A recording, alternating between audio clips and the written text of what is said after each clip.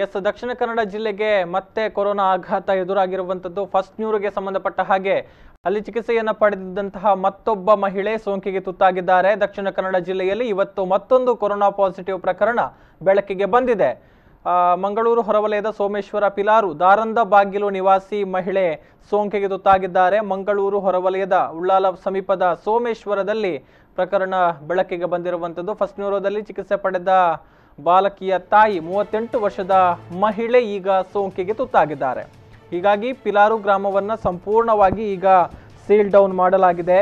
April 20ರಿಂದ 22ರವರೆಗೂ ಕೂಡ first ನ್ಯೂರೋದಲ್ಲಿ ಇದ್ರು 38 ವರ್ಷದ ಈ ಒಂದು ಸೋಂಕಿತ ಮಹಿಳೆ ತನ್ನ 19 ವರ್ಷದ ಮಗಳ ಚಿಕಿತ್ಸೆಗಾಗಿ ಆಸ್ಪತ್ರೆಗೆ ಹೋಗಿದ್ರು.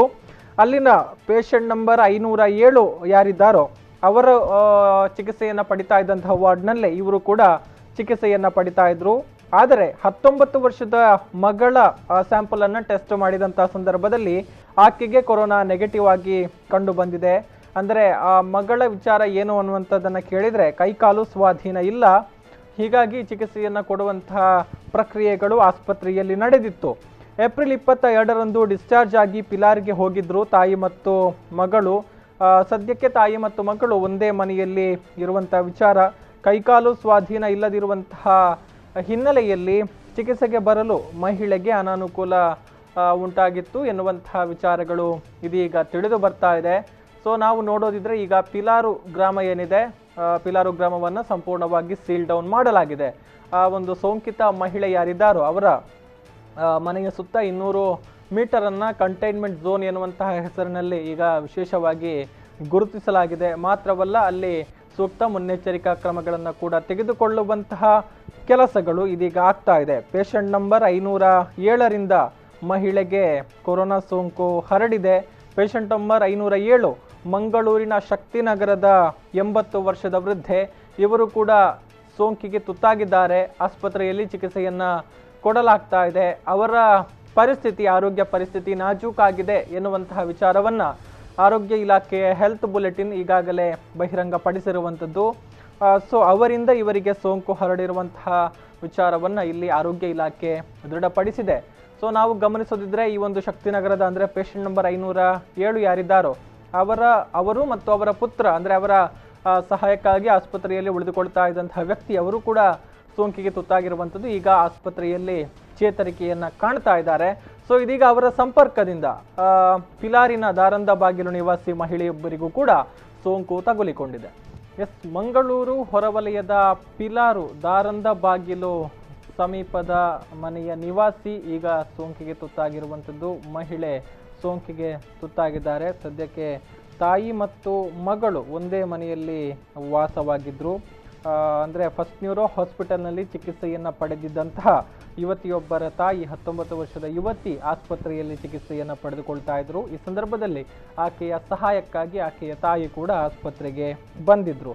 ಸೊ ಇದೀಗ ಪಿಲಾರು 1 ಕಿಲೋಮೀಟರ್ ಕಂಟೈನ್ಮೆಂಟ್ ಝೋನ್ ಹಾಗೂ ಸುತ್ತಲಿನ ಪ್ರದೇಶದಲ್ಲಿ ಈಗ ಸೀಲ್ ಡೌನ್ಗೆ ಜಿಲ್ಲಾಡಳಿತ ಆದೇಶವನ್ನು ಹೊರಡಿಸಿದೆ. ಏಪ್ರಿಲ್ 12ರಂದು ಸೋಮೇಶ್ವರ ಗ್ರಾಮದ ಪಿಲಾರು ನಿವಾಸಿ ಯುವತಿಗೆ ನ್ಯೂಮೋನಿಯಾ ಇದ್ದ ಹಿನ್ನೆಲೆಯಲ್ಲಿ ಆಕೆಯನ್ನು ಫಸ್ಟ್ ನ್ಯೂರೋ ಹಾಸ್ಪಿಟಲ್ಗೆ ದಾಖಲು ಮಾಡಲಾಗಿತ್ತು. ಅಲ್ಲಿ ಬಂಟ್ವಾಳದ ಅಂದರೆ ಈ ಹಿಂದೆ ಪೇಷಂಟ್ ನಂಬರ್ 507 ಯಾರಿದ್ದಾರೋ ಅವರು ಇದ್ದಂತಹ ಒಂದು ಕೊಠಡಿಯಲ್ಲೇ ಅವರಿಗೆ ಅಥವಾ ವಾರ್ಡ್ನಲ್ಲೇ ಅಲ್ಲಿ ಅವರಿಗೆ ಚಿಕಿತ್ಸೆಯನ್ನು ಕೊಡಲಾಗ್ತಾ ಇತ್ತು. ಈ ಸಂದರ್ಭದಲ್ಲಿ ಸೋಂಕು ಹರಡಿರುವಂತಹ ಸಾಧ್ಯತೆಗಳು ಇದೆ ಅನ್ನುವಂಥದ್ದನ್ನು ನಾವು ಗಮನಿಸಬಹುದು. ಅಂದರೆ ಈ ಹಿಂದೆಯೇ ಆಕೆಯ ಪುತ್ರಿಯನ್ನು ಸ್ಯಾಂಪಲ್ ಟೆಸ್ಟ್ ಮಾಡಲಾಗಿತ್ತು. ಆ ಸಂದರ್ಭದಲ್ಲಿ ಆಕೆಗೆ ನೆಗೆಟಿವ್ ಆಗಿ ಕಂಡು ಬಂದಿದೆ. ಸೊ ನಾವು ಗಮನಿಸ್ಬೋದು, ಅದು ರೆಗ್ಯುಲರ್ ಇಂಟರ್ವಲ್ಗಳಲ್ಲಿ ಆಗುತ್ತೆ.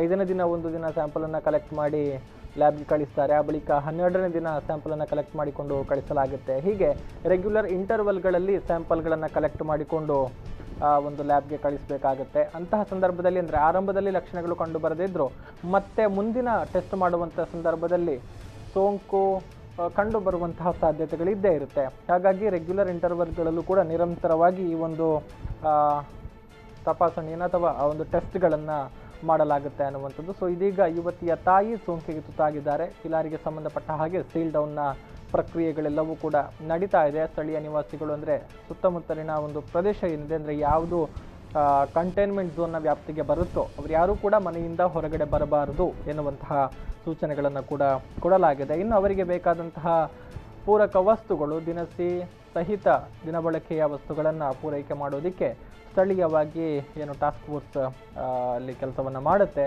ಅದರ ಮೂಲಕ ವ್ಯವಸ್ಥೆಗಳನ್ನು ಮಾಡಲಾಗುವಂಥದ್ದು. ಇನ್ನು ತಿಳಿದು ಬರ್ತಾ ಇರುವಂತಹ ಮತ್ತೊಂದು ವಿಚಾರ ಏನು ಅಂತ ಹೇಳಿದ್ರೆ, 32 ಗಂಟೆ ಮಾತ್ರ ಆಸ್ಪತ್ರೆಯಲ್ಲಿ ಇದ್ರು ಅನ್ನುವಂಥ ವಿಚಾರ. ಅಂದರೆ ಕೇವಲ 32 ಗಂಟೆಗಳ ಕಾಲ ಮಾತ್ರ ತಾಯಿ ಮತ್ತು ಮಗಳು ಆಸ್ಪತ್ರೆಯಲ್ಲಿ ಇದ್ರು. ಯುವತಿಯ ಚಿಕಿತ್ಸೆಗೆ ಲಕ್ಷಾಂತರ ರೂಪಾಯಿ ಖರ್ಚಾಗುತ್ತೆ ಎನ್ನುವಂಥ ಹಿನ್ನೆಲೆಯಲ್ಲಿ ಆರ್ಥಿಕವಾಗಿ ಹಿಂದುಳಿದಂತಹ ತಾಯಿ ಆಕೆಯನ್ನ ಬೇರೆ ಆಸ್ಪತ್ರೆಗೆ ಶಿಫ್ಟ್ ಮಾಡುವಂತಹ ಉದ್ದೇಶದಿಂದ 2 ದಿನಗಳಲ್ಲಿ ಆಸ್ಪತ್ರೆಯಿಂದ ಡಿಸ್ಚಾರ್ಜ್ ಮಾಡಿದ್ರು. ಆದರೆ ಬೇರೆ ಆಸ್ಪತ್ರೆಗೆ ಅವರನ್ನು ಕರೆದುಕೊಂಡು ಹೋಗೋದಕ್ಕೆ ಸಾಧ್ಯವಾಗದ ಕಾರಣ ನೇರವಾಗಿ ಮನೆಗೆ ಕರೆದುಕೊಂಡು ಹೋಗಿದ್ರು ಅನ್ನುವಂತಹ ಡೀಟೇಲ್ಸ್ ಕೂಡ ಈಗ ಸಿಗ್ತಾ ಇದೆ. ಬಳಿಕ ಅಲ್ಲಿಂದ ಕೋವಿಡ್ ಪರೀಕ್ಷೆಗೆ ಮಗಳನ್ನು ಕೊಂಡೊಯ್ದು ವರದಿ ನೆಗೆಟಿವ್ ಆದಂತಹ ಹಿನ್ನೆಲೆಯಲ್ಲಿ ದೇರಳಕಟ್ಟೆಯ ಖಾಸಗಿ ಆಸ್ಪತ್ರೆಯ ಐಸೋಲೇಷನ್ ಸೆಂಟರ್ನಲ್ಲಿ ಚಿಕಿತ್ಸೆಯನ್ನು ಕೊಡಿಸಲಾಗಿತ್ತು.